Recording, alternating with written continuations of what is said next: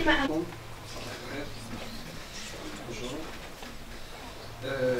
Sinon, j'étais chargé de prononcer le nom à M. Dorian, qui est en Italie, et en Italie d'ailleurs. On va y aller dans les deux sens. C'est pour des missions scientifiques et pédagogiques. À mon tour, je vous salue.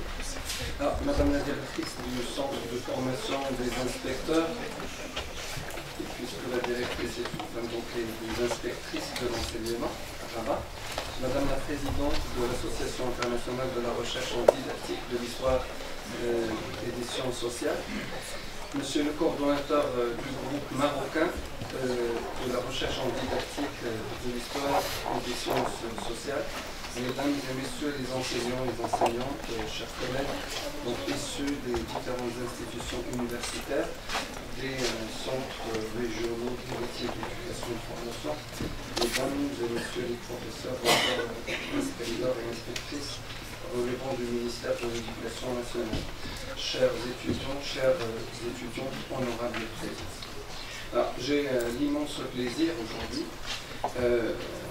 Mon tour, ça a été redit et dit, et ça mérite encore d'être redit, de féliciter encore une fois les membres du groupe marocain de la recherche en didactique de l'histoire. Vraiment le groupe, je ne manquerai pas de saluer, c'est le sens plein d'un groupe qui ne cesse quand même d'impressionner, de dire l'Université Mohamed V, la faculté des sciences d'éducation, par son dynamisme, je soulignerai, très particulier.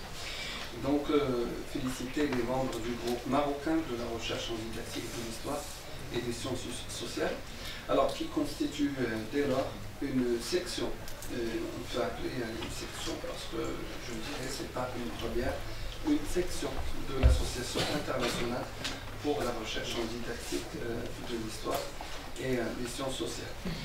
Cette affiliation internationale aura sans aucun doute des implications positives sur la recherche dans cette discipline. Une première nationale, donc j'apprends à travers le professeur, c'est vrai, c'est pas la première initiative, c'est pas la première édition, donc déjà des éditions qui ont dû précéder.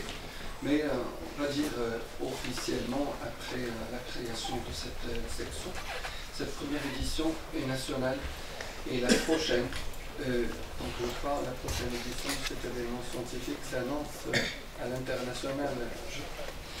Et donc elle rassemblerait sans aucun doute les didacticiens de l'histoire et voilà, depuis les pays, je dirais, du moins les membres, alors les pays membres de l'association internationale. Alors, dans ce contexte, je voudrais souhaiter la bienvenue à notre invitée, Mme Denise Legrovato, présidente de l'Association internationale de la recherche en didactique de l'histoire et des sciences sociales, qui, je l'ai appris, qui a enduré beaucoup de difficultés de voyage pour assister à cette activité scientifique, mais elle n'aura rien à regretter puisque sa présence et sa venue donnera du souffle quand même à cette manifestation et à l'instauration de cette section marocaine. L'histoire qui est considérée comme une première du genre au Maroc, je préciserai c'est une première pour la didactique de l'histoire, mais n'est pas la première, parce que déjà la faculté des sciences d'éducation, je partageais ça avec Denis, parce que la faculté des sciences d'éducation abrite déjà une section marocaine pour la recherche en didactique du français, alors dans le siège Mariton Belgique à Bruxelles. Et dans la même perspective, nous considérons que cette visite constitue un soutien moral important pour le groupe et pour voilà, les perspectives qui s'annoncent dans cette discipline à la faculté, aussi bien dans l'enseignement que dans la recherche, dans cette discipline à la faculté des sciences de l'éducation. Je ne manquerai pas donc de féliciter aussi nos étudiants, étudiants pour leur dynamisme, pour leur assiduité, l'organisation de cet événement, de cette visite, ce que j'ai remarqué avec les traductions. C'était des étudiants qui ont pris la parole pour souhaiter la bienvenue et pour développer cet événement scientifique. L'objectif de ce colloque, alors, comme il ressortait clairement de son titre, mais encore de son programme, d'abord, c'est de faire le tour des questions théoriques de ce qui a été, soi-disant, l'état de l'art, des questions épineuses et pertinentes de la recherche didactique de l'histoire et des sciences sociales. Compte tenu encore de son institutionnalisation, je crois que l'on assistera à partir d'aujourd'hui à un nouveau souffle au domaine de la recherche dans cette discipline.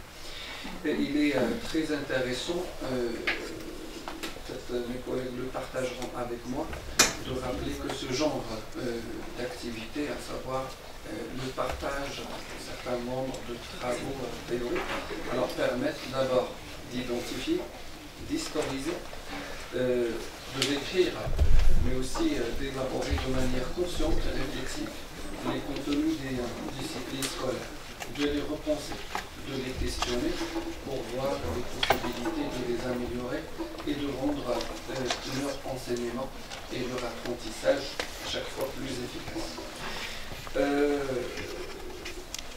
Donc, je ne manquerai pas de remercier tous ceux qui ont contribué donc de près, de loin, comme on dit, à la bonne organisation de cet événement.